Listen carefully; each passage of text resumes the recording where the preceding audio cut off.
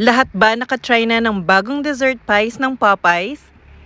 Oh yes, ito yung bagong dessert offering ng Popeyes ngayon. It comes in 2 flavors, cinnamon apple pie and strawberry cheesecake pie, 55 pesos each. Try natin both flavors kasi balita ko masarap daw. I'll try first the cinnamon apple pie. First impression, ang daming cinnamon sugar coating. Medyo messy lang kainin because of this, pero ang bango niya. And medyo mahaba itong pie na to. Ang sarap-sarap ng amoy niya, pero medyo nakonti ko dito sa filling nitong apple cinnamon pie. Next is the strawberry cheesecake pie. Exciting to kasi sobrang hilig ko sa strawberry cheesecake flavor. And ganito dapat ang feeling. Tingnan nyo, siksik na siksik sa laman. It's taste test time! I wanna try the strawberry cheesecake first. Mas interesting to for me. And yum! Ang sarap nga niya. It's also coated with cinnamon sugar and medyo marami yung coating. Not too sweet yung filling, kaya for me, balance lang. Next is the apple cinnamon pie. Hindi rin masyado matamis yung filling nito sa loob. For me, balance lang yung cinnamon and sweetness level niya. Wish ko lang sana mas marami pang filling itong flavor na to. I like that these are not oily. Kung nakakapalan kayo dun sa cinnamon sugar coating, pwede naman pagpagin. Personally, I like the strawberry cheesecake pie more. Kayo, anong mas bet nyo?